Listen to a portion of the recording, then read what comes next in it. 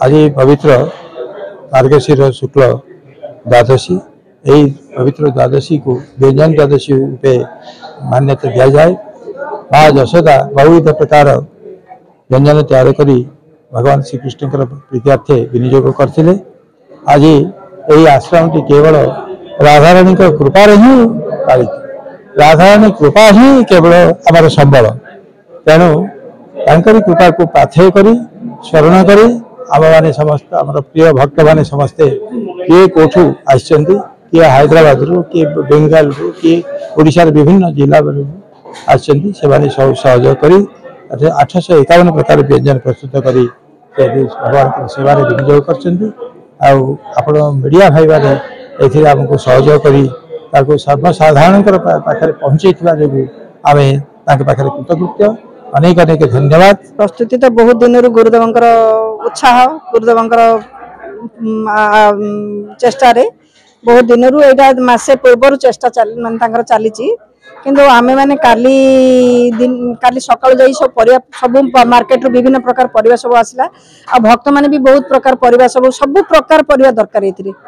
पणसरू माने सब जो जिनस मिलेनी ताको भी खोजिकी सब अणा जाए। तो से सब आसला पर काली दिन 7-8 रू आमे परिबा अमणिया पाई बसिलु समस्ते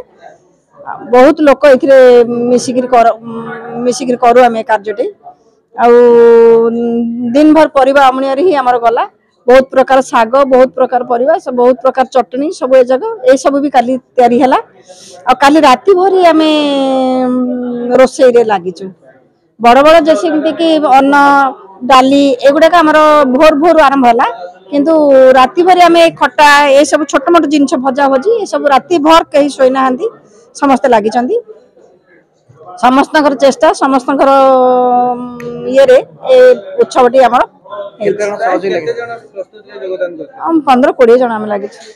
15-20 जन बहुत आड़ बहुत जगार लोक आली एक्चुअली चतुर्थ पाली गुरुवार आमर पड़गला आज चतुर्थ पाली गुरुवार लगी बहुत भक्त भी आमर आसी पार ना तथापि जो माने आसी बहुत लोक ये प्रकार माने अन्न डाली विभिन्न प्रकार अन्न विभिन्न प्रकार डाली विभिन्न प्रकार खीरी साग माने चटनी तो आमर 830 प्रकार रही चटनी आया बहु मत 850 ऊपर। हाँ हाँ भक्त मानकर भी सहयोग हुए समस्ते किछि किछि आनी थांदी आ समस्ते सेबारे जो साहाय्य करंती सेटा ही बहुत बड़ कथा माने राति भर दिन भर लागी पूरा आज दीपहर भी आमर प्रसाद समस्ते पाई सारे जाई फ्री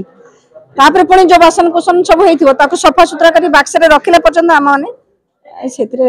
आमर टिली अपा अछि से बहुत एथरे मुख्यत सची माता जेमति की नवद्वीप रे सची माता आ गौरांग महाप्रभु को एमती विभिन्न प्रकार व्यंजन करी खुआई आमर वृंदावन ये रे यशोदा माता भगवान श्रीकृष्ण को विभिन्न प्रकार भोजन करी खुआउथिले। एई दिनटी होची व्यंजन द्वादशी व्यंजन पाई ये तिथि व्यंजन द्वादशी तार ना तो ये विभिन्न प्रकार व्यंजन करी यशोदा माता कृष्ण को आउ सची माता को आमे माने जो सेबारे लागू तैयार करू आमे राधारानी को स्मरण करी कहीं राधाराणी रंधन ही सबुठ उत्तम रंधन कृष्ण सब राधाराणी बनवा प्रसाद पाते तो तांको स्मरण करूँ तांकर उपस्थिति टाक आम फिल करी आमे ये जिनस बना। हाँ ये गुप्त वृंदावन कहते ये जगह बहुत अत्यंत शांतिपूर्ण जगह आठी जदि बसबे ध्यान ऑटोमेटिक लग जाए आमको चेष्टा करने को पड़े किंतु लोकारण्य भी बहुत बढ़ी जाइए।